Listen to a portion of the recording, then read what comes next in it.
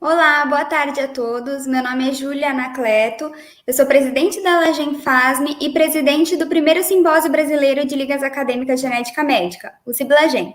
Hoje nós vamos dar início a mais uma aula do nosso simpósio, só que antes de darmos início à aula e apresentar o nosso palestrante, nós iremos passar alguns avisos para vocês, tá bom? Primeira coisa que eu queria lembrar a todos é que nós temos esse QR Code aqui ao lado, no qual vocês podem acessá-lo e fazer doações para algumas ONGs que nós apoiamos. Lembrando também que vocês podem acessar o link para essas doações na descrição desse vídeo e também na nossa biografia do Instagram, tá bom? Então, acessem, que vocês podem fazer doações, além de doações monetárias, doações de outros tipos de coisa, tá bom?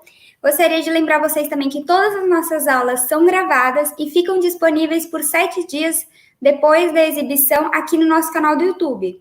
Dito isso, queria lembrar vocês que as aulas que foram gravadas na segunda-feira, no dia 20, no dia 27, elas serão retiradas do nosso canal. Então, caso ainda vocês não tenham visto essas aulas, fiquem atentos, porque elas vão ser retiradas do canal amanhã, tá bom? Gostaria de lembrar vocês também que nós iremos... Todas as aulas têm uma palavra-chave, e é por essa palavra-chave que nós iremos marcar a presença de vocês quando a gente enviar um forms para vocês no dia 28, e aí vocês vão colocar as palavras que vocês pegaram. Tá? Lembrando que para vocês receberem o certificado, vocês têm que ter 75% de presença, ou seja, das palavras que nós passamos para vocês, e estarem inscritos no link do DOIT, que estava no nosso Instagram até domingo passado, tá bom? E gostaria também de lembrar vocês que ontem a nossa aula, como ela foi uma mesa redonda, teve uma duração um pouco mais longa, ontem foi passado 2 palavras-chave, tá? Então, caso você tenha perdido a mesa redonda, caso você tenha perdido qualquer uma das nossas palestras e, consequentemente, palavras-chave, vocês podem acessar aqui via nosso canal do YouTube, tá bom? Lembrando também vocês que as nossas perguntas, as perguntas sobre essa palestra, vocês podem enviar aqui no chat, que alguém da coordenação vai pegar e vai mandar para a gente que está aqui ao vivo, tá bom? Então, as perguntas vão ser feitas ao final, então vocês vão mandando e a gente, assim, quando a gente tiver esse tempo para responder as perguntas, nós iremos pegar todas as perguntas e respondê-las, tá bom? Gostaria de lembrar vocês também que hoje no nosso Instagram nós vamos ter um sorteio da Atual Científica de alguns vouchers no valor de R$50. Para vocês participarem, vocês devem estar inscritos no nosso evento e também seguirem a Atual Científica no Instagram. O Instagram deles é @atualcientífica. Vocês podem ver aqui na descrição desse vídeo e vocês também podem acessar via nosso Instagram, que nós temos um post falando sobre esse sorteio, tá bom? Então, agora eu vou passar para vocês brevemente um videozinho da Atual Científica, de divulgação, e também um material de divulgação que eles pediram para a gente passar, que é só um textinho bem rápido para vocês conhecerem um pouco mais o trabalho deles, saber o que eles fazem, e caso vocês tenham alguma dúvida também, a gente já vai falar por onde vocês podem retirar essas dúvidas. Opa, que travou aqui. Opa, me desculpem, pessoal. Eu vou passar para vocês agora o videozinho da Atual Científica. Calma aí.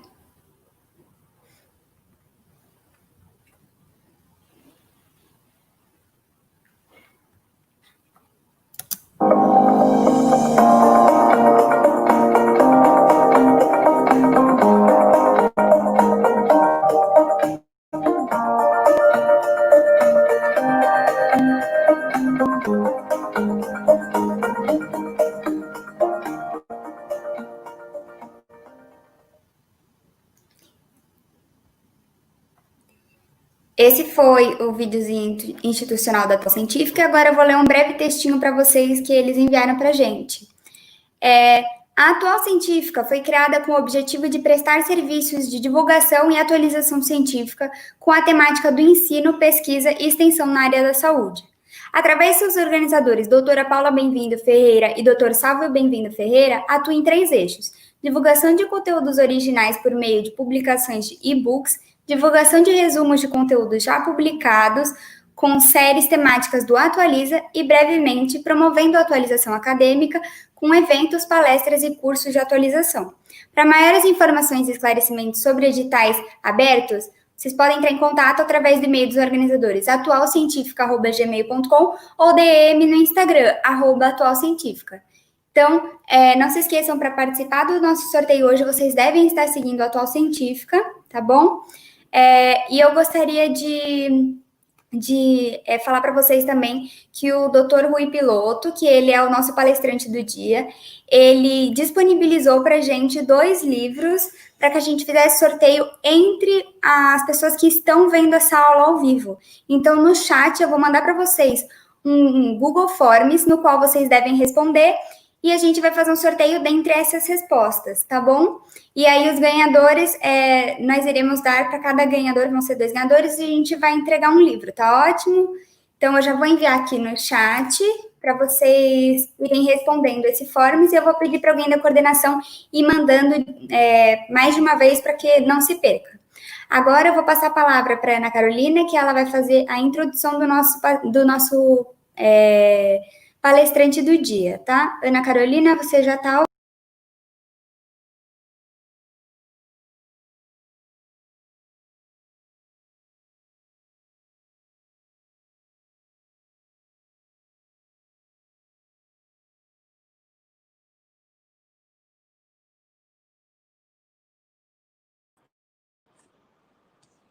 Olá, boa tarde. Gostaria, então, de agradecer imensamente a presença do Dr. Rui Piloto hoje, dentro dessa palestra. Dr. Rui Fernando Piloto é graduado em Biologia e Medicina pela UFPR, mestrado em Genética pela UFPR, doutorado em Genética pela Unicamp, coordenador do curso de Medicina da UFPR, Universidade Federal do Paraná, professor associado ao 4º Departamento de Genética do Setor de Ciências Biológicas da UFPR, responsável pelo Serviço de Genética do Hospital das Clínicas da UFPR e coordenador nacional da Coordenadoria Científica da Federação Nacional das APAES. Com vocês, Dr. Rui Piloto. Passo a palavra a ele. Uma boa tarde, um agradecimento especial às 2 Anas pelo convite e pela gentileza de proporcionar essa videoaula, que eu acho que é importante para os acadêmicos em formação, tendo em vista cada vez mais a importância da genética na prática clínica. Antes, eu queria agradecer também a oportunidade de mostrar para vocês, e depois a Ana Carolina pode passar, que na Federação Nacional das APAES nós temos uma revista chamada APAE Ciência, que é uma revista indexada e pronta para receber artigos para publicação. Então, depois nós podemos mencionar também essa revista, que é um meio de comunicação e veiculação de trabalho científico. Nós separamos para esse primeiro simpósio a minha participação no dia de hoje, trazendo um assunto de interesse, que eu já mencionei. Vamos ver o seguinte, por gentileza. Bom,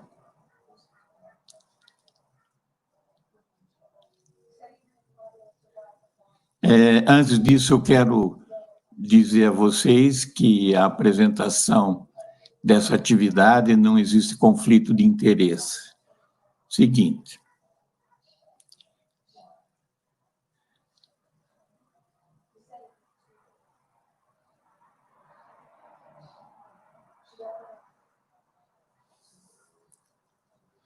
Então, o que foi sugerido é o aconselhamento genético, quem que precisa fazer o aconselhamento genético e como fazer, né?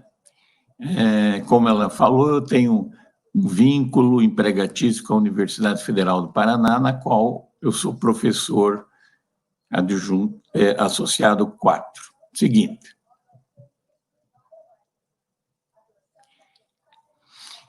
Então, para a gente começar a falar, era interessante nós conceituarmos o aconselhamento genético.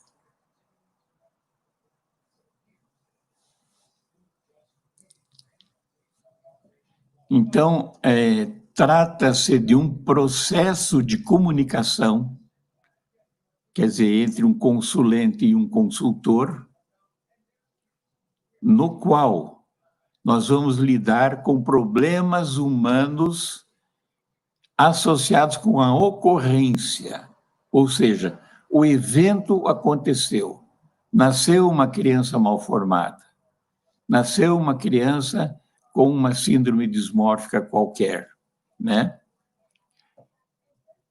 Eu não sei por que está fugindo a tela.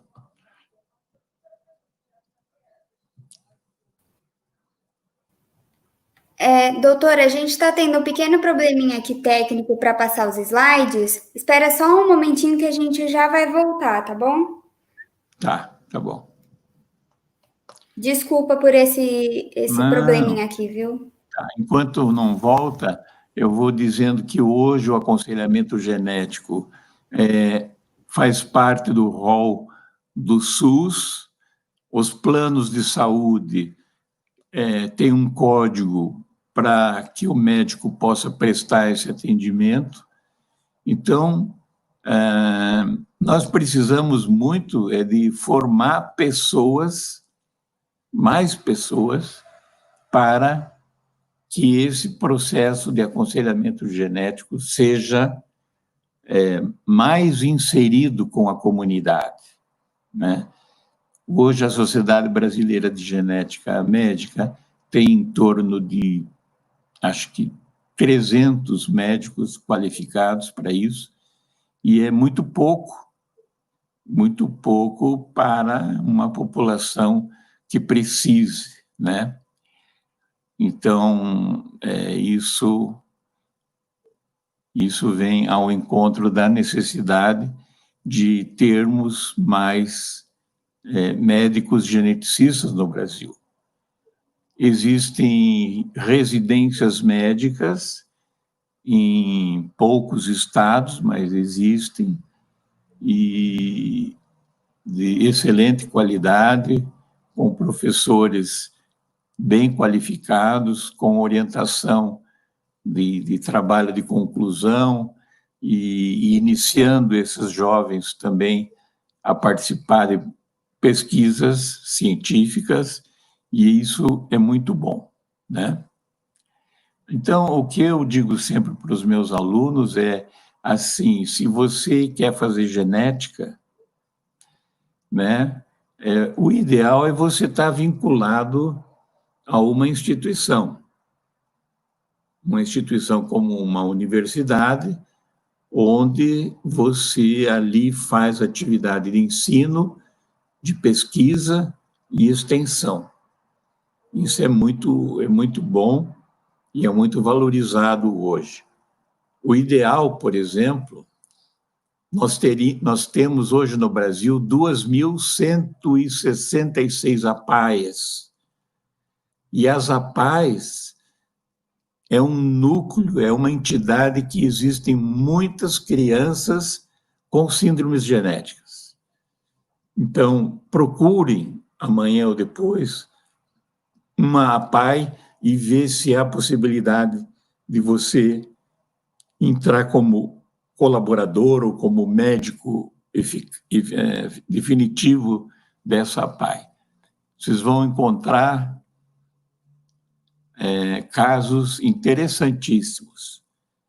E só para animá-los um pouco, eu digo que 60% das crianças que frequentam uma APAE não têm diagnóstico.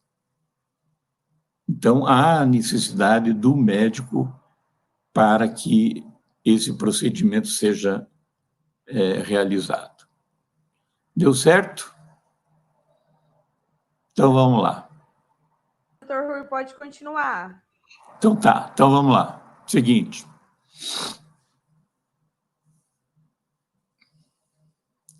Eu estava conceituando para vocês, né, que o aconselhamento genético é um processo de comunicação que lida com problemas humanos associados com a ocorrência ou possibilidade de ocorrência de uma doença genética em determinada família. Então, para nós, nos interessa a família, onde nós vamos ter um indivíduo afetado, que aconteceu o evento, né? Ou então a possibilidade de ocorrência, né? E sempre dentro de uma dada família. Então, quando nós vamos fazer a entrevista de um casal para o processo de aconselhamento genético, nós vamos perguntar da família. Quem é o pai, quem é a mãe, se tem outros casos na família com essa malformação, com essa doença, né? É diferente de uma atividade médica, por exemplo, de um ortopedista que vai atender um rapaz que jogou tênis hoje a manhã inteira e que agora de noite está começando a ter dor no cotovelo, a tendinite do tenista. O médico não vai perguntar para ele só o nome dele, né? E se é atendido pelo plano ou é particular. Não vai perguntar se ele é casado, se ele tem filhos, quem é a mãe, se o pai é parente da mãe, nada. Ele vai fazer um atendimento específico dessa atividade. Seguinte.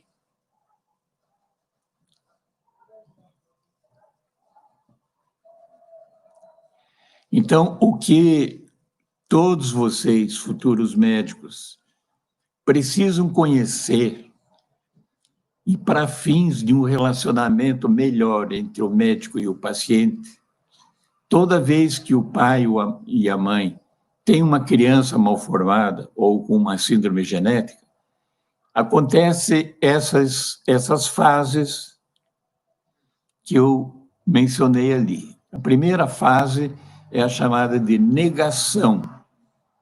Então, você vai no quarto para mostrar para a mamãe que o nenezinho tem uma malformação. Então, ela sofre um impacto. Aquilo não estava previsto. Depois, ela apresenta uma fase de negação. Então, você diz, olha, mamãe, o teu nenê tem uma prega única palmar aqui. Daí ela fala, mas meu irmão também tem. Então, ela não está querendo aceitar aquela notícia não agradável, né? Começa a ter uma tristeza, quer saber quem que é o culpado, sou eu ou o meu marido? E, geralmente, eles apresentam um momento de ódio para com o médico, porque ela não quer ouvir essa notícia ruim do médico. Depois o casal entra em equilíbrio e, finalmente, reorganização. Então, veja, nós temos que aprender que isso são reações normais desses pais. E o que nós não devemos fazer nessa hora é algum confronto com eles. Por exemplo, você mostra uma fenda palpebral oblíqua e a mãe diz, não, mas doutor, mas é impressão sua, o meu nenê não tem isso, né? Então, é normal essa negação. Seguinte. E daí a reorganização. Veja, esse quadro aqui é interessante, porque às vezes acontece, esse desenho aqui, eu vou mencionar, eu acho que não aparece aqui a seta, né? Mas essas pessoas todas, um menino que eu fui atender, e ele disse, tio, quero um papel, quero um papel. Dei o papel. Ah, uma caneta, dei a caneta. O que eu desenho? Aí, depois de tantas perguntas dele, eu disse, desenha a tua família. E olha o que ele desenhou. Aqui em Curitiba, não sei se em outros lugares tem essa estação tubo. Então, vejam que nesse aqui tem o pai, tem uma garota, tem uma tia, tem a mãe do menino e tem a avó. Dentro da estação tubo. E o menininho, ele não tinha cabelo. Ele tinha um defeito ectodérmico, uma displasia ectodérmica. E eu até não sei por que ele colocou tanto cabelo nele, e quem que está do lado dele? O gato. Então, veja, este menino não está inserido no contexto da família. E isso é uma coisa importante que nós devemos promover, né? O acolhimento da pessoa que tem o defeito, o relacionamento melhor entre os irmãos. Outro dia eu participei de uma live que falava sobre os irmãos das pessoas com deficiência. Quão difícil é, por exemplo, um irmão tido normal chamar um coleguinha para vir trabalhar em casa e tendo que apresentar que ele tem um irmão com alguma deficiência. Então, essa é uma coisa, uma visão que o profissional médico tem que ver. Quando eu vejo que tem um menino com displasia ectodérmica, não é só ele que tem. O pai está inserido nessa história, a irmã, a tia, a avó e a mãe. Então, é um núcleo familiar que os psicólogos falam muito bem, é que tem que haver uma atuação sistêmica, quer dizer, atingir e promover esse acolhimento e o aconselhamento genético a toda a família. Seguinte, quando nós vamos ver o questionamento dos pais, eles perguntam, o que o nosso filho tem? Por que isso aconteceu? Tem cura? O que nós podemos fazer por ele? Pode acontecer de novo? Quer dizer, aí é que vem uma das perguntas chaves do aconselhamento genético, que é essa. Se pode acontecer de novo. É a recorrência de uma outra gestação, de um caso semelhante nessa família. Se tem como prevenir e se tem como saber antes. Essas perguntas, qualquer tipo de casal que vem, seja do interior, seja da roça, seja da cidade, eles têm esse questionamento e que nós devemos deixar bem claro para eles tudo. A pergunta 3 é a mais difícil, se tem cura. Então, por exemplo, uma criança que tem síndrome de Down, né, a gente sabe que não tem cura, mas tem como melhorar as condições de vida dessa criança. Seguinte. Então, dentro da estratégia do diagnóstico, que é a coisa mais importante que nós precisamos, é fazer a anamnese, quer dizer, a conversa com o pai e com a mãe, com uma série de perguntas, que existe um protocolo para isso. Seguinte. Então, iniciamos sempre com o chamado probando, que é o indivíduo através do qual nós vamos estudar essa família. Na literatura, vocês vão encontrar vários nomes, propósito, probando, caso probante, caso índice, mas tudo quer dizer a mesma coisa. Seguinte. E com isso nós vamos obter esses dados da história familiar, junto com os dados do exame físico, e estabelecer o DX, o diagnóstico. Sem um diagnóstico, nós podemos enunciar um risco errado para um determinado casal. Então, o diagnóstico é muito importante para que nós possamos prosseguir no aconselhamento genético. Seguinte. Então, a finalidade dessa história familiar anterior, ela vai ser proveitosa para o diagnóstico, vai nos dizer se o distúrbio é genético ou não, vai identificar a história natural da doença. Por exemplo, numa distrofia muscular do gene, a criança anda, brinca, corre até os 4 anos de idade, quando começa 5 anos de idade, parece que tropeçar e cai. Olha, 98% das mães relatam esse mesmo dado na identificação da história natural da doença. Vai nos dizer se existe variabilidade na expressão. Então, às vezes, mesmo entre a síndrome de Down, se você juntar 10 crianças com síndrome de Down, eles vão ter algumas coisinhas diferentes, nunca serão iguais todos. E isso vai ajudar a esclarecer o padrão de herança, que interessa para responder uma das perguntas anteriores, que era como que isso vai acontecer de novo ou não? Qual é o risco de recorrência?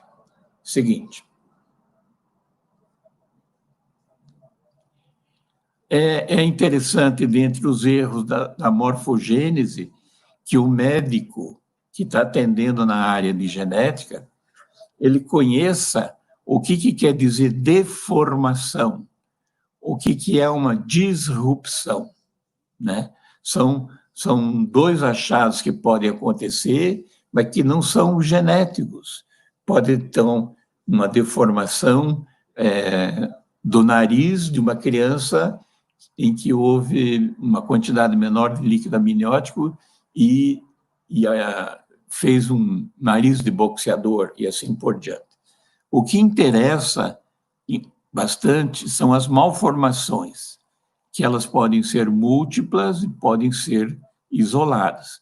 Mas o que mais a gente analisa são as malformações múltiplas, ou seja, as síndromes dismórficas. Seguinte. Aí, uma ferramenta importante é o heredograma. Seguinte, que vai nos mostrar, através do uso de símbolos, como esses que estão assinalados aí, e dentre as referências bibliográficas que eu deixei para você, no livro do Thompson e Thompson, tem todos esses itens, e eles são reconhecidos internacionalmente. Seguinte, e com os símbolos nós vamos poder elaborar esse heredograma.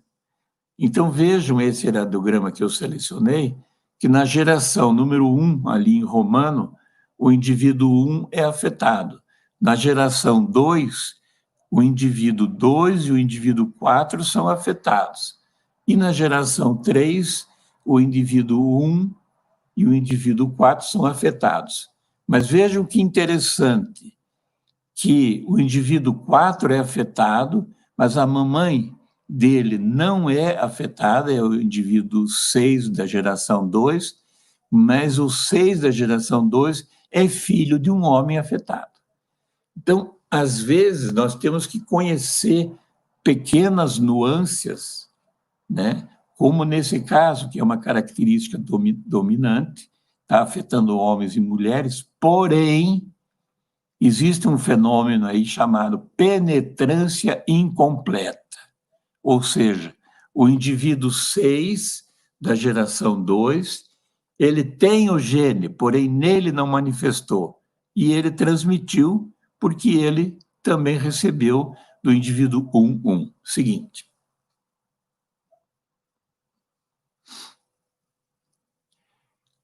Outra ferramenta importante é o exame fenotípico, que nós podemos fazer seguinte, os exames clínicos de uma criança, por exemplo, que tem incisivos centrais únicos e um outro mais sério com holoprosencefalia. Tudo é a mesma coisa, mas seriam variações fenotípicas de situações conhecidas. Seguinte.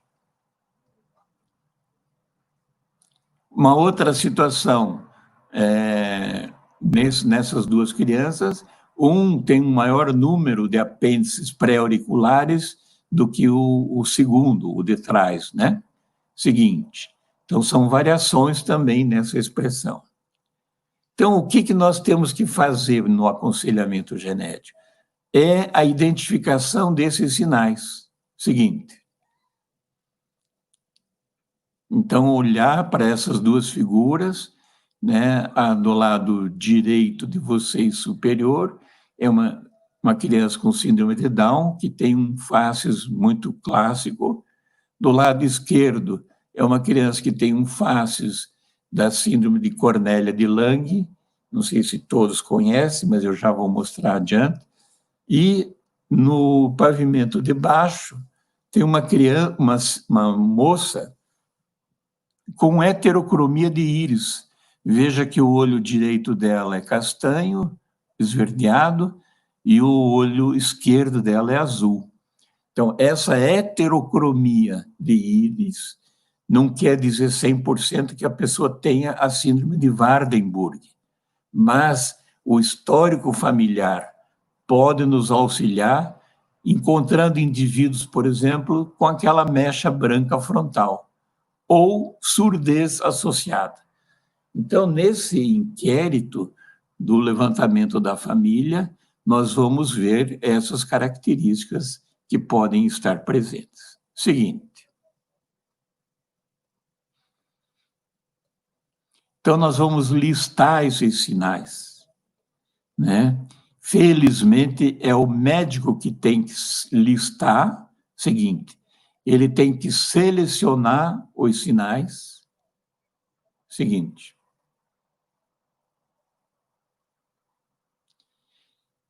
E, por fim, usar uma ferramenta computacional. Quer dizer, felizmente, o computador sozinho não sabe fazer.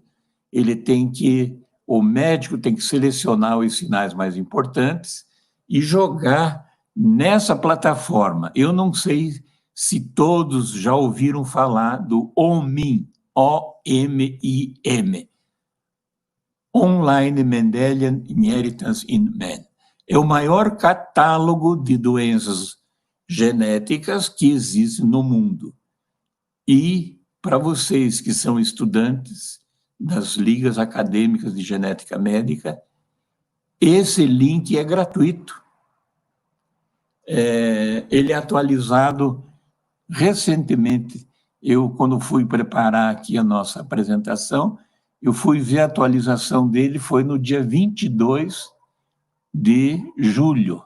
Então, ele é atualizado cerca de 15 em 15 dias. Então, são informações muito importantes que tem ali e que nos ajuda muito no aconselhamento genético. Seguinte, ele tem, aí é uma foto histórica, como começou. Olha lá, o primeiro volume, bem do lado esquerdo, fininho, pequenininho, eu conheci esse volume, e depois, quando chegou em 3 volumes, alguém teve um insight e dizer, vamos colocar tudo isso no computador, e foi a melhor coisa que fizeram. Seguinte, quem desenvolveu isso foi o finado Dr. Victor McCusick, um grande cardiologista americano, do Johns Hopkins University, e que, depois de um tempo, se interessou em estudar genética. E ele foi o precursor desse aplicativo. Seguinte. Qual que é a vantagem de vocês conhecerem o OMIM e usarem isso com esse instrumento que nós falamos, né, o telefone? Quando não se tem o diagnóstico, pode-se fazer uma procura com as principais manifestações clínicas. Então, eu posso ver na pessoa que tem polidactilia nas mãos e nos pés, tem ausência dos incisivos centrais e tem, por exemplo, cardiopatia congênita. Como é que eu vou saber, dentre 8.000 doenças genéticas, o que é isso? Para quem já viu, vai saber que isso é a chamada síndrome de Ellis-Van Creveld. Seguinte. E quando um professor da pediatria pedirem para vocês, me façam um levantamento sobre galactosemia. Então, quando já se tem o diagnóstico clínico, nós podemos obter uma revisão comentada do assunto e atualizada. Então, ele tem esses dois lances que nos ajudam muito no diagnóstico. Seguinte. Então, aqui, por exemplo, para mim está um pouquinho pequenininho, mas está lá a condrogênese. Vocês vão depois olhar melhor e vão ver do lado esquerdo que tem uma coluna de itens em azul que vai falar sobre o histórico, vai falar sobre o aspecto molecular, sobre o aspecto clínico, sobre o aspecto de aconselhamento genético, tudo que tem sobre a condrogênese. Agora, veja, para você entrar nessa página, você tem que ter o diagnóstico, que essa é a peça-chave para que nós possamos trabalhar e orientar os casais adequadamente. Seguinte. Uma outra ferramenta que eu gostaria de mostrar para vocês, e que é gratuita também, aqui no slide, o número 2, está um pouco apagado, mas ele chama-se Face to Gene. Então, Face, daí o número 2, Gene.com. Essa ferramenta é extraordinária. Eu uso muito e fico muito satisfeito de usar o Face to Gene. Veja o seguinte. Todas essas imagens que eu vou mostrar de algum paciente foram imagens autorizadas. Então, o pai ou a mãe, né, autorizou a mostrar nessa apresentação. Seguinte. Eu fui em uma escola de APAE aqui do Paraná e tinha dito para a diretora, separe os alunos que não têm diagnóstico, que eu quero ver quem está aí na PAI e não tem diagnóstico. Então, um dos que foram examinados é o Robson, que está aí, de 16 anos de idade. Quando eu olhei o Robson e fui cumprimentá-lo, eu vi que o polegar dele era bem largo. Então, ao cumprimentar, eu já disse para a diretora, esse moço deve ser a síndrome de Rubinstein-Tape. Daí ela falou, nossa, mas como? Esse menino está aqui tantos anos e ninguém fez o diagnóstico. Vamos fazer uma análise do rosto dele? Vamos. Seguinte, então tiramos uma foto. Seguinte. Coloquei num aplicativo, no FaceToGene, e o que ele mostrou? No primeiro quadradinho do canto superior esquerdo, está lá, síndrome de Rubinstein-Tape. E daí tem uma coluna colorida que está quase completa. Vejam nas outras síndromes que a coluna não saiu do primeiro ponto aqui de baixo. Daí, o programa.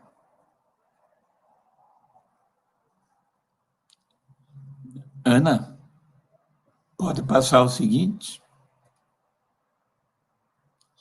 O programa vai pegar a foto aqui do Robson e vai comparar com milhares de fotos que existem num banco de dados em Londres. E ele encontrou, olha aqui a similaridade com essa pessoa. Aí, o que a gente quer saber? Aonde que estão os pontos, os hot points, né, do Fácies, que levou a essa hipótese diagnóstica? Seguinte.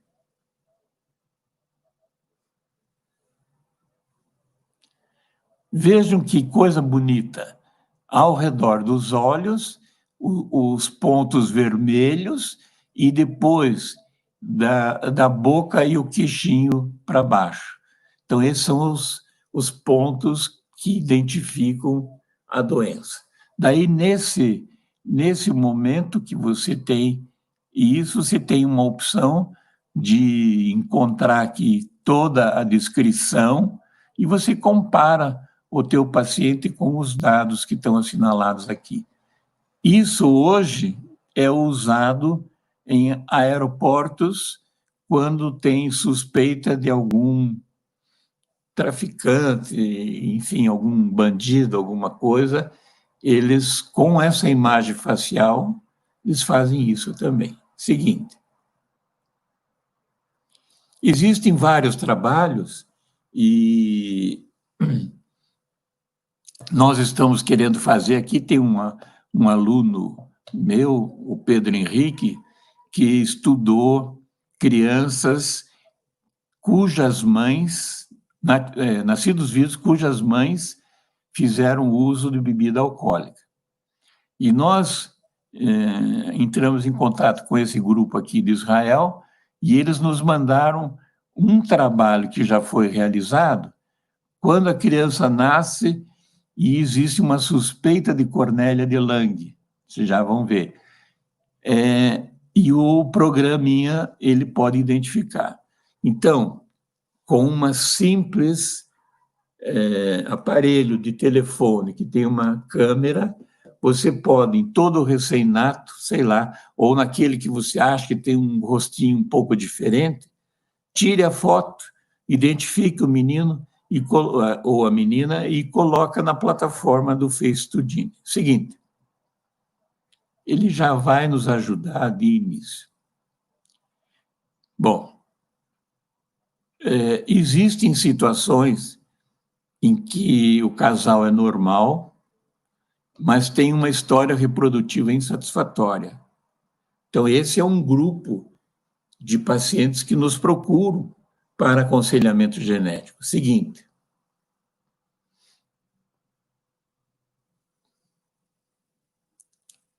Por exemplo, 1 em cada 10 casais apresenta uma história de esterilidade.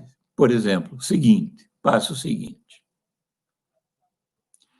Então, indivíduos magros, altos, compleição eunucoide, podem desenvolver ginecomastia, testículos pequenos e pode levantar a suspeita de Klinefelter.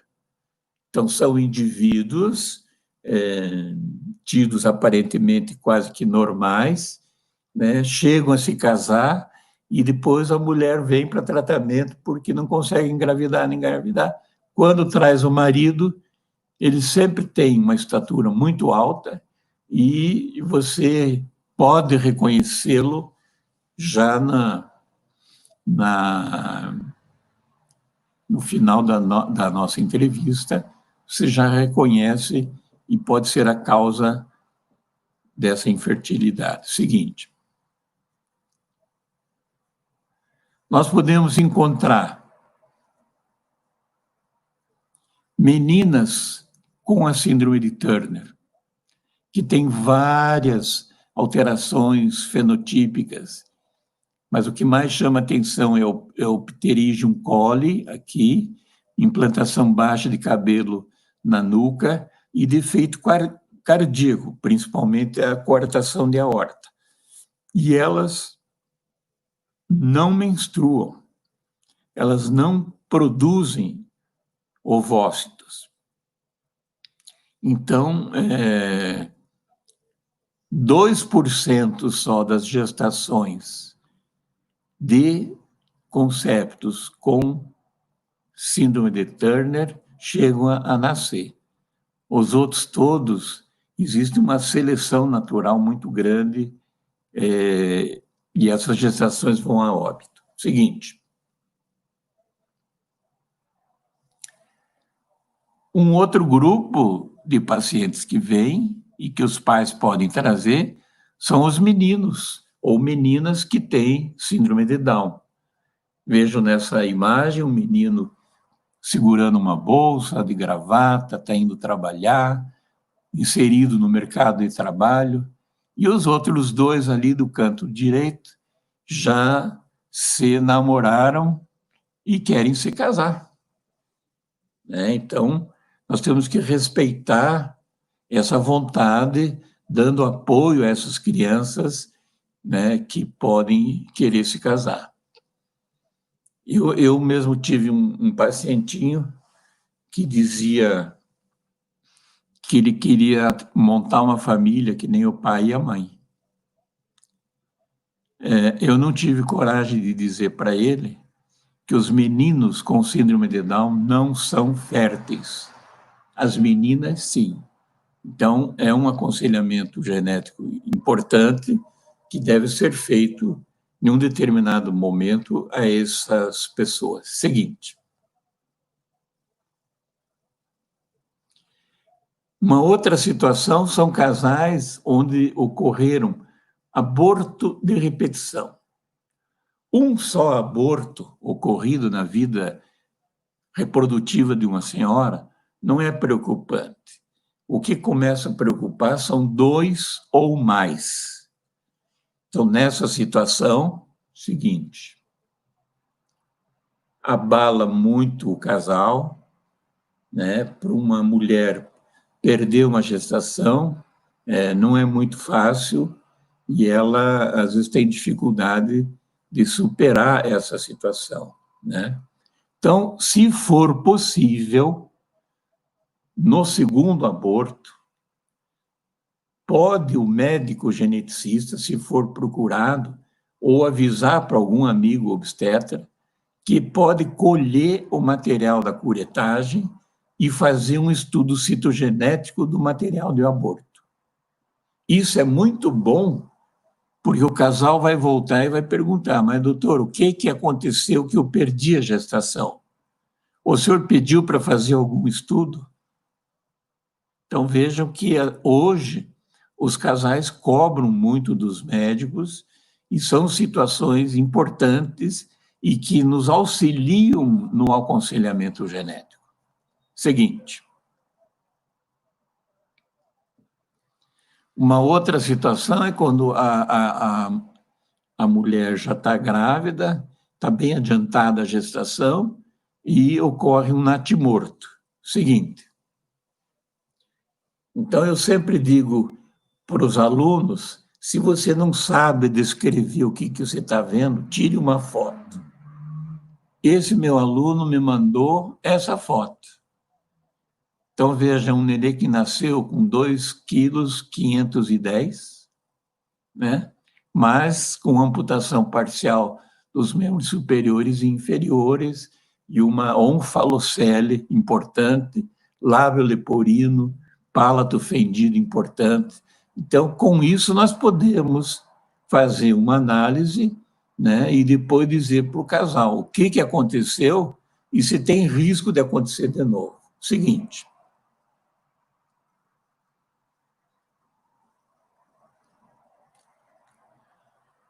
Uma outra situação é uma ou mais crianças com anormalidades. Não precisa ser médico geneticista para evidenciar se um casal tem uma ou mais crianças com a mesma anormalidade. Seguinte, quer dizer, provavelmente isso deve ser genético. Então, recorrência familiar na mesma irmandade, né, de crianças com a mesma característica. Seguinte.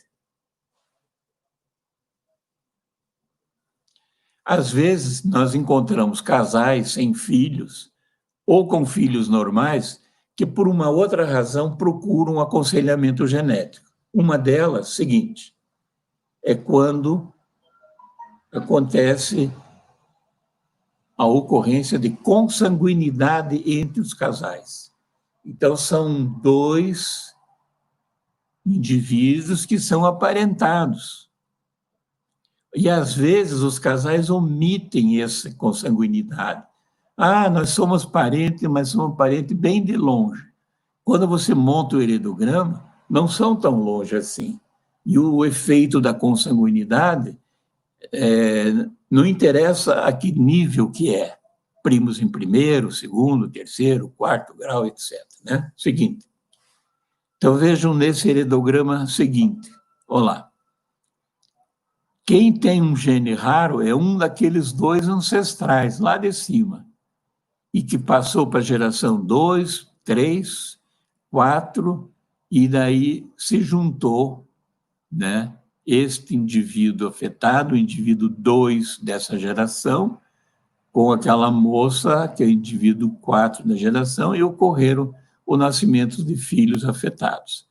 Vejam que na consanguinidade existe uma falha na interpretação muito grande. Tem pessoas do interior que falam assim, diz que a consanguinidade é só para o primeiro filho, depois não é mais.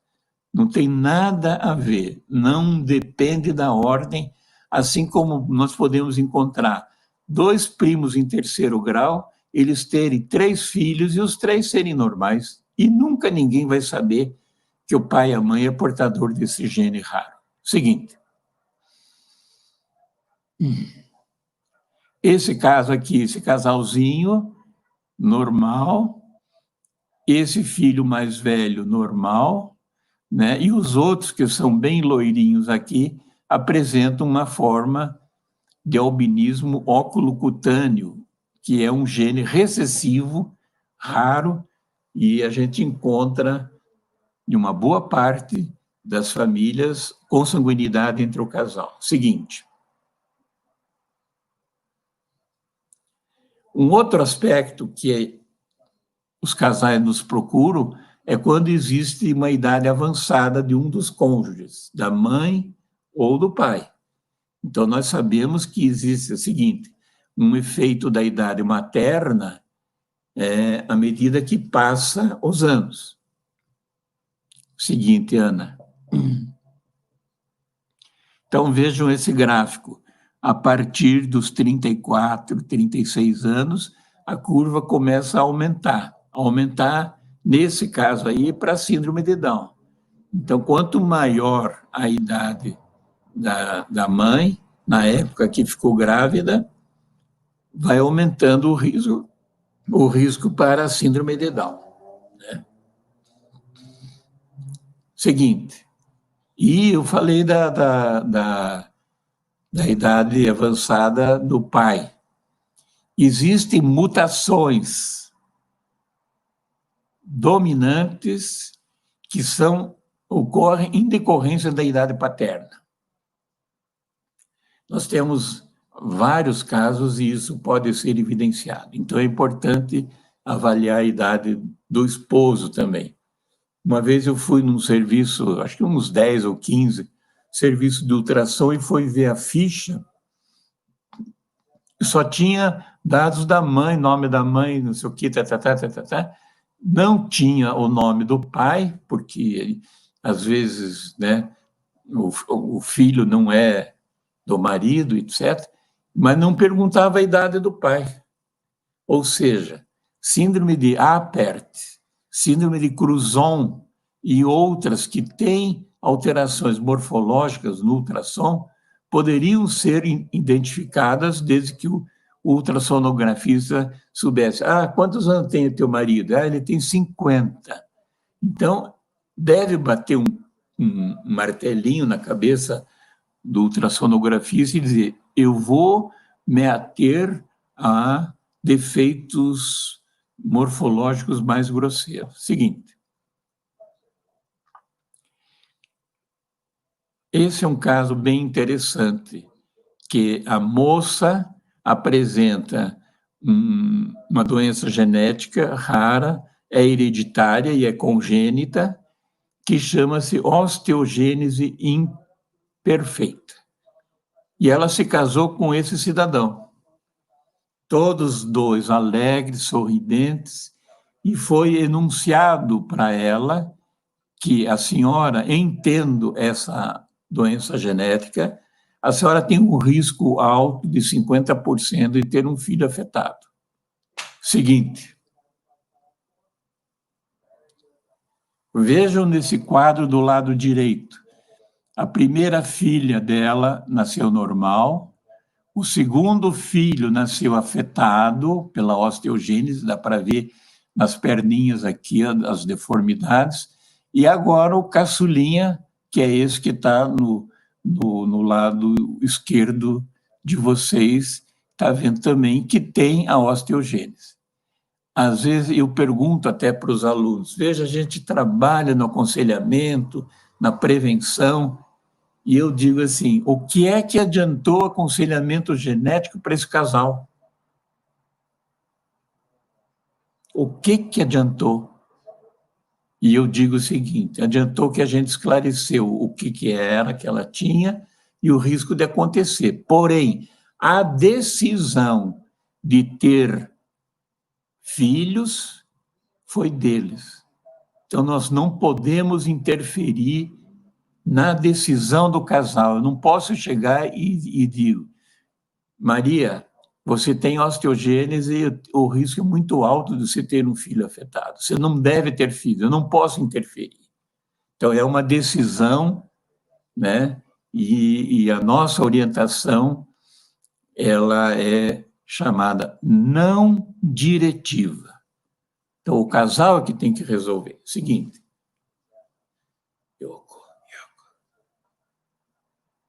Vejam uma coisa interessante que, às vezes, dentro de uma mesma doença genética, como esses 5 meninos aí, todos eles têm a mesma doença genética. Veja como varia a expressão. Como varia a expressão. E o interessante é que nesses meninos, todos eu coloquei o Feistudini e ele indicou a mesma síndrome. É Crist-Siemens-Turenne, uma displasia ectodérmica ligada ao cromossomo X. Né? Então, todo menino que recebe o X da mãe com esse gene, ele vai apresentar a característica. Seguinte.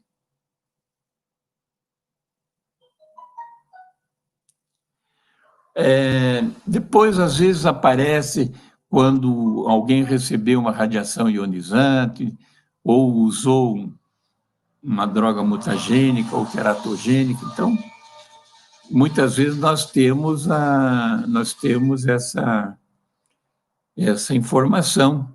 Por exemplo, talidomida é um agente teratogênico, né? Então, não pode ser usado, não recomendado durante a gestação. Seguinte.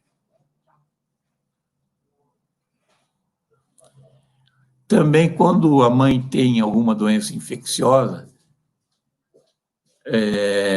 sífilis, rubéola, AIDS, toxoplasmose, então, é uma orientação que a gente vai dar sobre algumas questões que não são genéticas. Seguinte.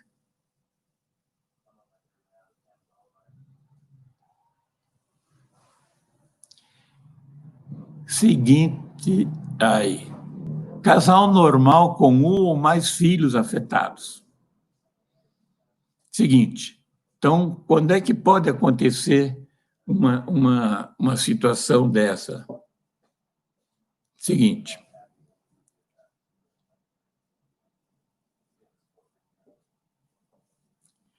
Interessa muito a nós aqueles casos que têm deficiência intelectual. Algum dos discentes que tiver interesse, por exemplo, de visitar uma escola de APAE da sua cidade, vai lá e conversa com a diretora. Sou acadêmico de medicina, tem interesse em ver casos de deficiência intelectual, e comecem assim, aonde que tem algum caso com irmãos, não precisa ser gêmeos, irmãos com deficiência intelectual na escola. Comecem pesquisando aí. Seguinte. Por exemplo, aqui, ó, nesse heredograma, que foi gentilmente permitido mostrar para vocês, né? É uma situação, é pena que tem a tarja embaixo, Carol, dá para abaixar um pouco a tarja? Isso. Volta. Então, está aqui o menino que tinha um quadro clínico compatível com síndrome do X frágil. Foi feito estudo molecular do Pietro e mostrou que ele tinha a mutação completa, é o full mutation. Agora, vejam que coisa interessante. No histórico familiar, falando com a mamãe do Pietro, a gente descobriu que ela tinha 2 primos, vejam a idade, 26 e 22 anos, e tinha um tio, irmão do pai dela, com 38 anos, com a mutação completa, né? E a mãe do Pietro, ela tem a pré-mutação. Então, sem ser feito o estudo do Pietro, ninguém ia descobrir todos esses achados nessa mesma família. Seguinte, esse achado é a chamada síndrome do X frágil, um gene que está localizado no cromossomo X, na região 2, na banda 7, na subbanda 3, onde tem repetições, citosina, guanina, guanina. Então, esses indivíduos apresentam esse fácies triangular, né? Testa grande, queixo proeminente, e na avaliação do tamanho do testículo é maior, chama-se macroorquidia. Então, nesses casos, na síndrome do X frágil, nós vamos ter indivíduos normais, vamos ter indivíduos que têm a pré-mutação, ou seja, tem um certo número de repetições, mas só com isso não são afetados, e a partir de 200 repetições, aí o indivíduo é afetado. Seguinte, aqui eu estou mostrando no quadrante superior esquerdo um garotinho que tem um sinal dismórfico muito importante, que é orelhas em abano. Veja que fica quase que translúcida a orelha, né, de tão grande que é o pavilhão auricular. E embaixo está mostrando que a síndrome do X frágil pode acontecer em hispanos, em caucasoides e asiáticos, né? E aqui tem um pacientinho que eu conheço, o Jorge, e as mães têm um instituto do X frágil, eu digo X, aqui em Curitiba, e que tem mais de 600 meninos cadastrados que têm o X frágil. É uma entidade que dá apoio às famílias, faz acolhimento, e aquelas que não têm condições de fazer o exame molecular para confirmar, né, o Instituto ajuda a realização desses exames. Então, é só procurar eudigox.com.br, vocês entram lá, uma série de informações sobre o X frágil. Seguinte. Um defeito físico congênito. Então, às vezes, a criança tem um defeito físico congênito, vai procurar o médico, o geneticista. Seguinte. Aqui tem um pacientinho, eu gosto muito do Lorenzo, porque eu conheci o Lorenzo quando ele tinha 7 meses. E ele apresenta esse fácies, que vocês veem na figura do lado esquerdo, e no lado direito, não sei se conseguem ver direito, ele tem uma amputação parcial do membro superior esquerdo.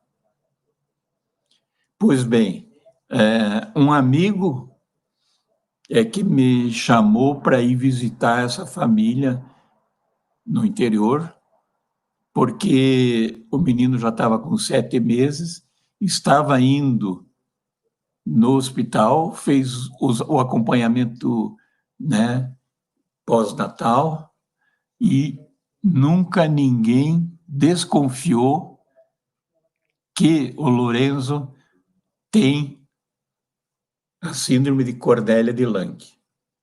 Então, é isso que eu vejo para vocês, futuros médicos, coisas que às vezes a gente não entende, né? Como é que o moço que atendeu e fez todo... Não estou criticando, né, o médico, mas estou dizendo assim, puxa, que vá que ele não reconheceu o rosto, mas a criança ter uma amputação parcial do membro superior e ele não procurar qual era o diagnóstico, o que era isso, né? Chama a atenção da gente. Seguinte.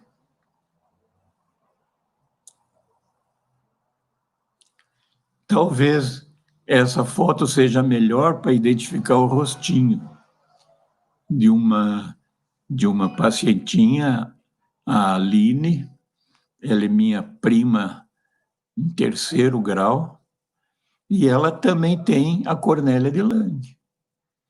E está na escola, está desenvolvendo. Uma das coisas que tem que ser bem trabalhado com as crianças é a fala, a linguagem.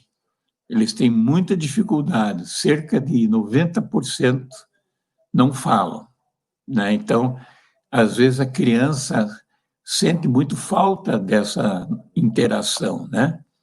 É como se nós estivéssemos em uma casa, eu e um russo, e eu não sei nada de russo e ele não sabe nada de português. Cria uma ansiedade, né? Um pouco da ansiedade, talvez, da criança, seja por essa falta de comunicação. Seguinte. Um outro caso, ó, esse também é aqui na região metropolitana de Curitiba, em que a mãe falou, olha, o senhor é o 17º médico que eu estou vindo, né? E eu fiz o diagnóstico na porta ali, antes de entrar no consultório, porque esse facies muito característico de mucopolissacaridose. Então, a gente começa a olhar em atlas essas fotos, etc., né? E isso ajuda na identificação. A gente tem que ter um olho clínico bem acurado. Seguinte.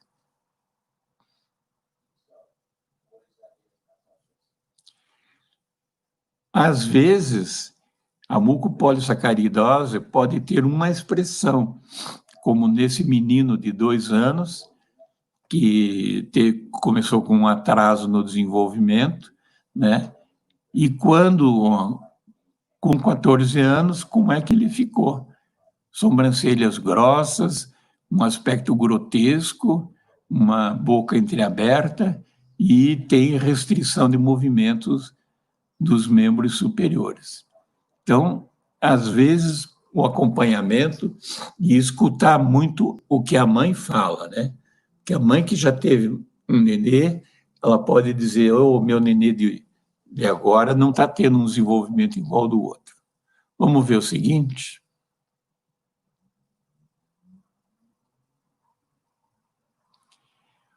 Uma outra característica interessante para a gente poder detectar, considerada uma doença rara, né? A síndrome de Williams.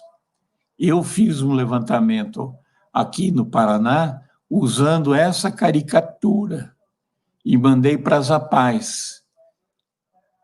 É impressionante o número de pacientes que a diretora, ou o médico, ou a psicóloga diz, nós temos uma criança com esse facies aqui parecido, né? Então, é parecido com esse aqui, são muito sorridentes e também precisam do diagnóstico, né? Seguinte, até para receber um benefício, ele tem que ter o diagnóstico.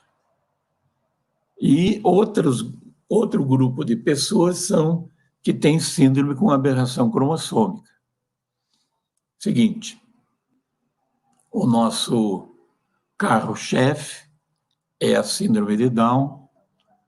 Esse é o Pedro, e eu escolhi essa foto porque o jeito da mãe abraçar esse menino, ela diz tudo do carinho, né, e afeição que tem a essa criança. Seguinte. Doutor Rui. Oi? Só para te informar que a gente está nos 20 minutos finais, tá bom? 20. Ótimo. Tá então, bom? Vou dar uma apuradinha. Beleza, obrigada. Então, aqui tem um quadro, um cariótipo com trissomia. Seguinte. E na síndrome de Down, é importante o médico saber que existem 3 condições que podem levar à síndrome de Down: ou a trissomia regular, ou o mosaicismo, ou a translocação não balanceada. Então, quando o médico vai atender uma criança e que ele tem sinais dismórficos da síndrome de Down, a primeira coisa que tem que fazer é realizar o cariótipo, para saber qual é a constituição cromossômica dessa criança, porque em cada uma das 3, o aconselhamento genético é diferente. Seguinte.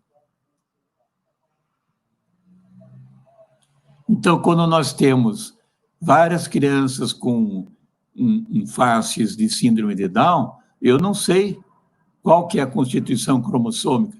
Só através do exame clínico eu não sei. Por isso que tem que fazer o cariótipo. Seguinte. Então, veja, nessa situação, a mãe, um cromossomo 21 grudou no 14. Então, uma translocação.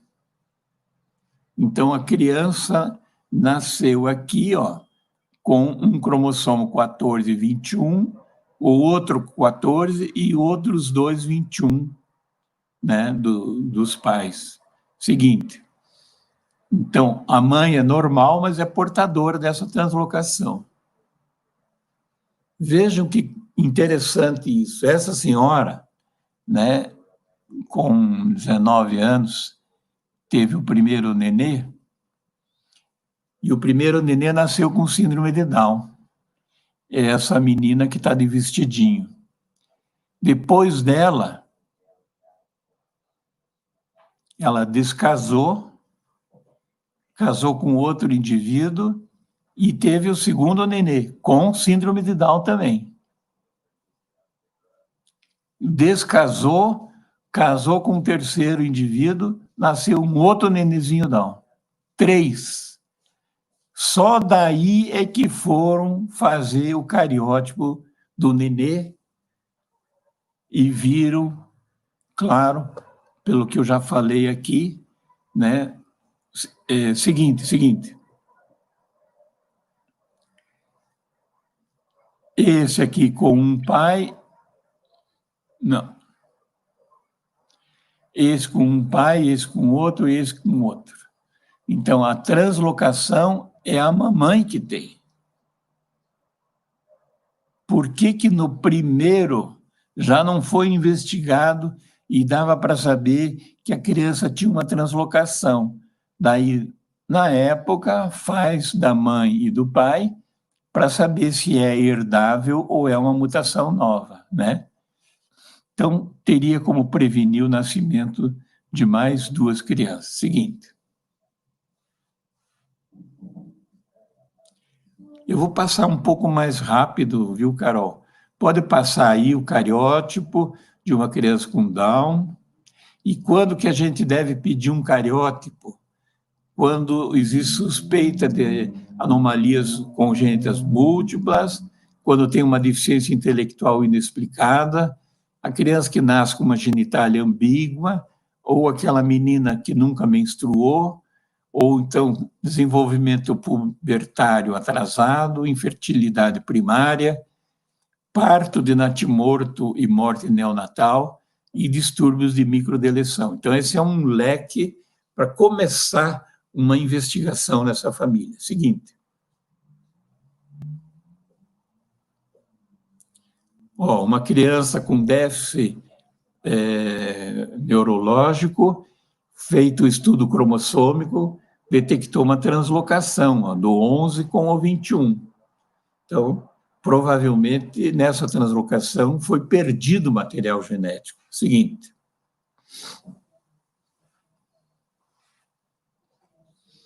Síndrome com etiologia multifatorial. Seguinte.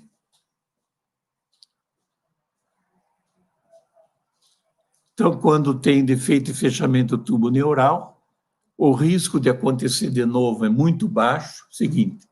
Mas, preventivamente, nós podemos trabalhar com esse casal fazendo uso do Endofolin, 5 miligramas, né, antes de ficar grávida, né? 3 meses antes. Seguinte. Quando a pessoa é solteira, em alguns casos com a síndrome mendeliana, por exemplo, seguinte.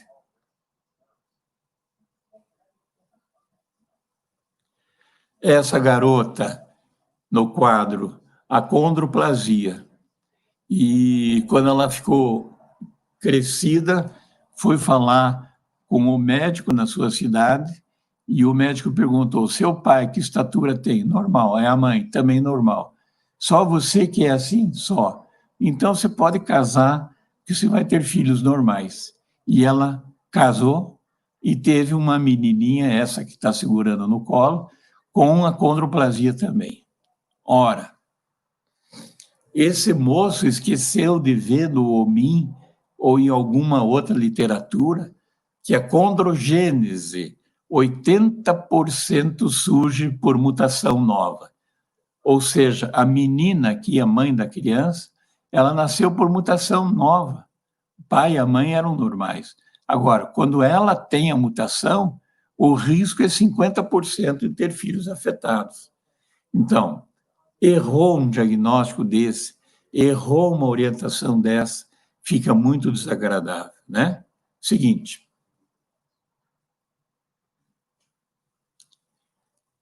Defeitos multifatoriais, o risco é moderado. Seguinte.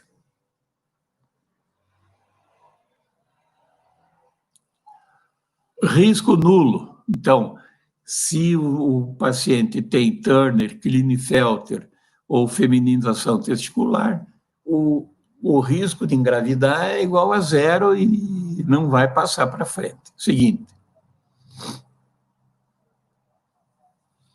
E tem um grupo heterogêneo que procura aconselhamento genético. Seguinte, por exemplo, crianças a serem adotadas.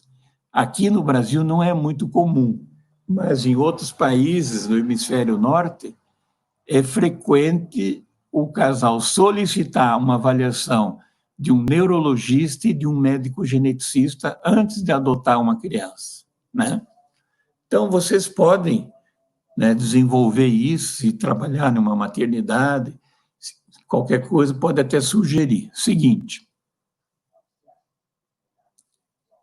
Diagnóstico pré-natal de doenças de origem genética.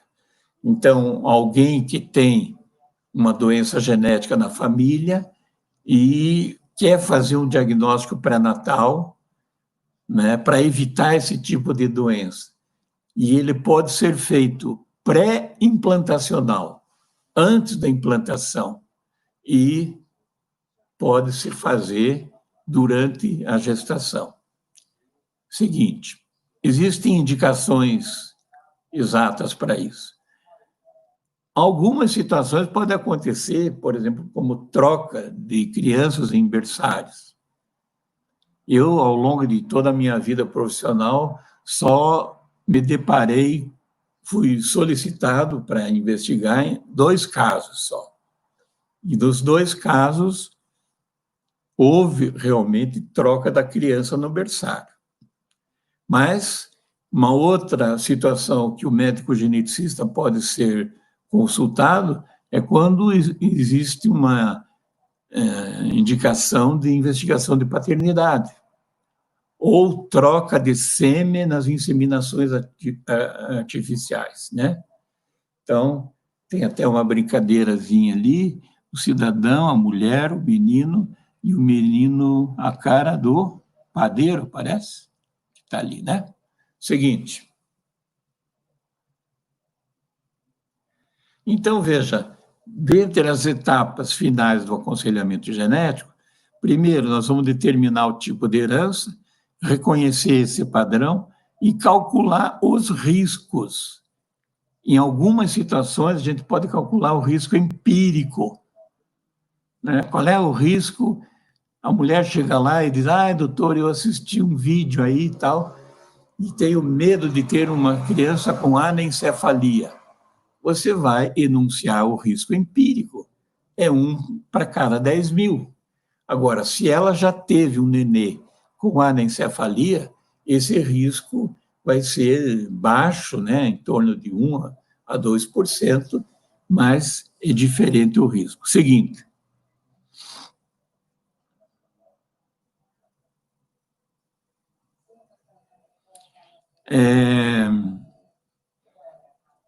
Uma coisa, vamos pular o outro slide seguinte.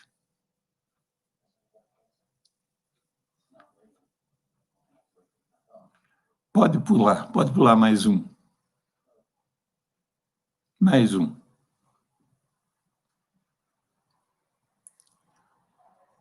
Então é isso que eu falei, né? O risco de recorrência e o risco empírico. Seguinte.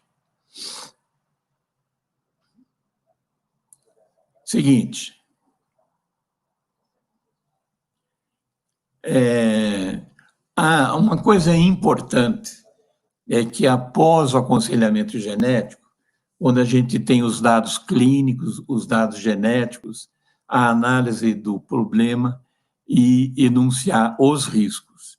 E, para isso, a gente deve fazer um relatório, entregar isso e explicar verbalmente. Porque, às vezes, o casal que está sob impacto de uma situação assim, ele acaba escutando aquilo que ele quer escutar. Então, é importante esse relatório. Seguinte.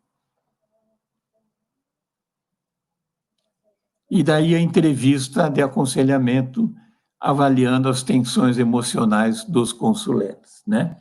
Eu tenho a impressão que nós vamos parar por aqui, porque senão vai ultrapassar o tempo. Eu queria, e ao longo dessa fala eu me lembrei, eu gostaria de enaltecer que o aconselhamento genético no Brasil começou com as ações... Doutor Rui, o senhor ainda tem 7 minutos, se o senhor quiser continuar, 7 minutinhos. Tá bom. Mas vamos aproveitar que eu já comecei a comentar, nós devemos ao crescimento da genética humana, da genética médica, 3 grandes professores que, infelizmente, já nos deixaram, mas Dr. Frota Pessoa, em São Paulo, Dr. Francisco Mauro Salzano, no Rio Grande do Sul, e aqui na nossa universidade, o professor Dr. Newton Freire Maia.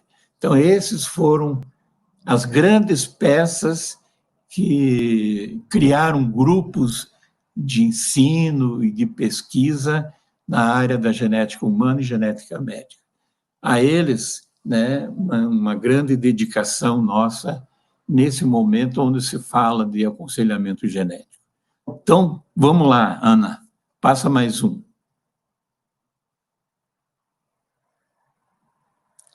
Explicação verbal dos termos. Então, às vezes, você pega alguém que é mais do interior, que tem um nível socioeconômico mais baixo, cultural, você tem que explicar bem, com palavras muito simples, para eles poderem entender, né? Eu não posso chegar e dizer, olha, o seu nenê tem uma translocação equilibrada do tipo robertsoniana, etc., né, eu tenho que explicar de uma maneira bem acessível. Seguinte,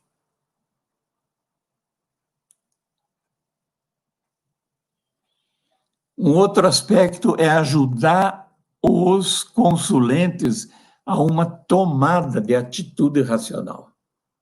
E, para isso, nós temos que fazer conscientização dos riscos, né? Então, para o casal tomar uma decisão, pena que eu não lembrei de ter aqui, mas normalmente eu uso assim 4 baralhos. A grande é a grande, a grande é a pequena a grande e a grande e a pequena. Esse é o afetado. Então, a moça veio e eu expliquei, né, que nasceu a criança afetada. Mas quando a senhora engravidar de novo, e essa carta do baralho volta aqui. E ela tinha entendido que depois que caiu essa carta, só vinham os outros. E ela chegou em casa e o marido perguntou: doutora, moça, como é que foi lá a conversa com o doutor? Aí ela disse: pelas cartas só vai nascer filho normal. Então, essa conscientização do risco é que nós temos que lutar para que eles possam entender adequadamente. Seguinte, e o assessoramento sobre planejamento familiar. Se eles disserem, diante do que foi explicado e diante do que nosso filho ou filha tem, nós decidimos não ter mais filhos. E daí eles podem fazer um planejamento familiar de contracepção, ou então ela fazer cirurgia, ou ele. Então, nós podemos ajudar nesse sentido também, mas desde que seja uma decisão do casal. Tá certo? Carol, eu acho que tá bom. Eu agradeço a todos, aqueles que mandaram as perguntas. Nós vamos procurar respondê-las o mais breve possível e qualquer outra dúvida a gente pode passar o e-mail, né? Só não mandem corrente, mas pelo e-mail que a Ana Carolina vai passar, vocês podem perguntar, tal situação é assim, e a gente vê uma maneira de responder para todos, né? Tá certo, doutor Rui, vamos Esse foi durante a palestra. Primeiramente, agradeço imensamente o senhor ter palestrado, foi muito bem elogiado, muito bem compreendido. E agora vamos para as perguntas, tá bom? Vou colocar elas aqui na tela. O Servílio perguntou: qual seria a utilidade do diagnóstico? Muito bem. Seu Servílio, se eu não tiver um diagnóstico, eu não sei fazer o aconselhamento genético. Entendeu? Se eu tiver a criança que tem uma malformação e eu não sei o diagnóstico, não sei qual é a causa, se é por um gene dominante, se é recessivo, se é ligado ao cromossomo X, entendeu? Então, a utilidade do diagnóstico é para servir de informações para a família, para a vida reprodutiva do casal. Inclusive, por exemplo, pode chegar assim: eu tenho um irmão com X frágil. Será que eu posso ter um filho com X frágil? A irmã dele. Então, primeiro nós temos que ter o diagnóstico dele, se ele a mutação, e depois fazer um estudo dela para ver se ela tem a pré-mutação. Muito interessante a sua pergunta, viu? Certo, doutor Rui. A próxima pergunta é se serão disponibilizados os slides. Sim, podem utilizar os slides. A Ana Carolina vai passar aquele arquivo PDF que eu te passei, né? Uhum. E espero que usem para seus estudos, né? Ou uma apresentação de algum caso clínico de genética. Tá certo, foi feita essa pergunta também, da Carol Yumi. Qual a diferença da síndrome de Williams para a síndrome de Angelman? Então, na síndrome de Williams, né, é uma alteração no cromossomo 7, uma microdeleção. E a síndrome de Angelman é uma alteração no cromossomo 15. Então, às vezes, o quadro pode ser um pouco confundido, porque a síndrome de Angelman é da chamada da boneca feliz, né? A pessoa sorri muito, e o Williams também, ele sorri muito, né? E o Williams, interessante, e a gente orienta para as mães, é que os pacientes têm atração em ter amigos desconhecidos. Eu já atendi vários de Williams e todos eles são muito amáveis e vem e abraça e tal. Então a gente orienta para a mãe, não deixe a sua filhinha ir fazer compra no boteco da esquina, porque ela não tem uma faixa escrita, tem o síndrome de Williams. E, infelizmente, aqui no Paraná nós tivemos 2 casos. Não, acho que não foi no Paraná, em Santa Catarina, no norte de Santa Catarina, 2 crianças que foram abusadas por pessoas de má índole, né? Tá certo, doutor Rui. A próxima pergunta é se o senhor pode repetir o nome do aplicativo que coloca a foto do paciente. Então, se ela baixar a apresentação, ela vai ver, mas chama-se FACE, F-A-C-E,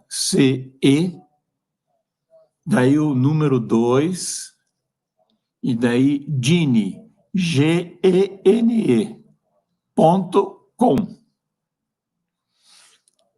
Mesmo se ela não é formada em medicina, ela pode preencher e solicitar. Tá Tem certo. uma forma. A pergunta é com relação a Bárbara perguntou, ela disse que tem um amigo que nasceu com espinha bífida. Perguntou se essa doença é genética e se pode ser diagnosticada durante a gravidez. Isso mesmo. A espina bífida é um defeito de fechamento do túbulo neural. Então, tem na imagem que eu mostrei ali, uma pessoa que tem a espina bífida e que bem na região sacral tem um tufozinho de pelo, que pode ser uma expressão bem pequena da espina bífida, né? Então, às vezes é espina bífida oculta. E isso é uma característica genética.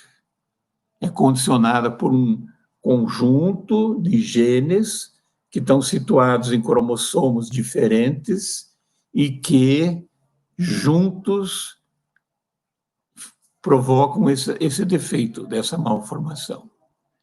Isso pode ser diagnosticado na 16ª semana de gestação por um ultrassonografista que tem uma boa mão e um bom olho para detectar. Esse defeito da espina bífida é como se você imaginasse uma tábua de lavar roupa, só que você vê assim a tábua de lavar roupa, entendeu? Então, aquelas saliências de cada um pedacinho de madeira, quando chega em um ponto, fica um vazio. Então, relativamente, é fácil de ver, né? Agora, veja, tem muita gente que tem espina bífida e tem desenvolvimento intelectual normal, sabe? Então, a moça tem isso, se ela for se casar, tem que ver se na família do moço não tem nenhum caso desses. E daí, nesse caso, hoje, o que é preconizado é o uso do ácido fólico, 5 miligramas, 3 meses antes da gestação e daí 3 meses depois da gestação, até que o resultado dê positivo da gestação. É a única coisa que se consegue prevenir. Tá certo, doutor Rio, gostaria de agradecer. Vou mostrar aqui um comentário, como todos os outros que foram feitos, que a palestra foi muito boa, que o senhor conseguiu se expressar muito bem e que todos ficaram muito satisfeitos. Em nome do evento e no nome da Liga de Genética Médica de Maringá, eu agradeço a sua participação. Viu, Aninha? Só para a pessoa disse que eu me chamo Rui Barbosa. A pergunta anterior, doutor Rui Barbosa. Mas não tem problema, não. É Rui Piloto. Quisera ser eu o Rui Barbosa, hein? Imaginou? Que beleza. Eu parabenizar vocês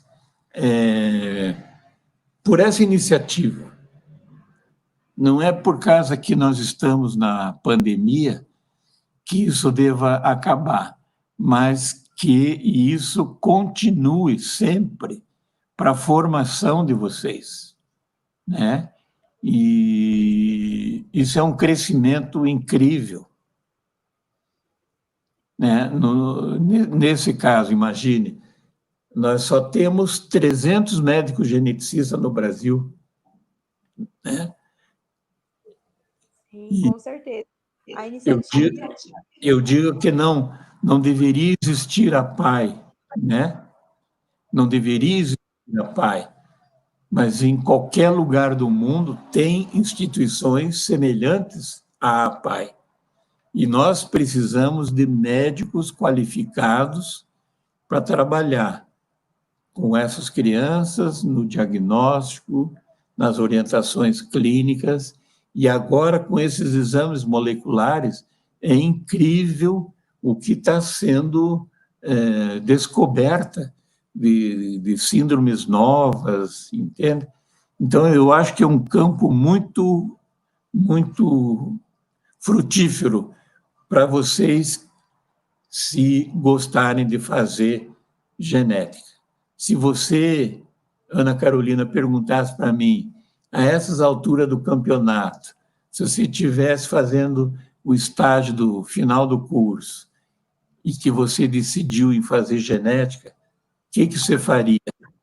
Eu diria para você, começaria tudo outra vez. E tão gratificante que foi para a minha vida profissional. Muito obrigada, doutor Rui. Acho que com certeza tocou todo mundo essa palestra. Agora eu chamo a Júlia e passo a palavra a ela para a gente continuar, finalizar o evento. Fico muito agradecida. E daí você só me diz como que eu faço para mandar os livros. Você me passa o endereço dos que foram... Mostrar os livros. Hã? O senhor pode mostrar os livros aí na câmera, o pessoal está vendo, e aí a gente vai sortear esses livros. Só para eu esqueci de falar. Esse livro aqui foi escrito, organizado por um grande amigo meu, sobre a síndrome do X frágil. E ele é de Portugal, de Évora, e ele pediu para eu fazer as adaptações para o vernáculo português. Então, bem no início aqui, eu tenho um conteúdo meu dizendo que eu fiz as adaptações. Ficou bem adaptado para o nosso português, tá? E o outro livro, que foi organizado sobre a síndrome de Down, você vê que ele é meio grossinho, né? Ele tem bastante conteúdo sobre práticas em saúde e educação baseada em evidências. E eu, nesse livro, eu escrevi um dos capítulos, que eu não me lembro agora que número que é, mas não vem ao caso, né? Sobre os aspectos genéticos da síndrome de Down. Então, eu espero que esse livro aqui, ó, eu submeti à nossa editora da Universidade Federal do Paraná, e a editora publicou, tá? Então, quem tiver interesse pode procurar na editora da Universidade Federal do Paraná. E esse outro é uma outra editora aqui, editora Itala, parece, Itala. Mas depois, qualquer coisinha, a gente manda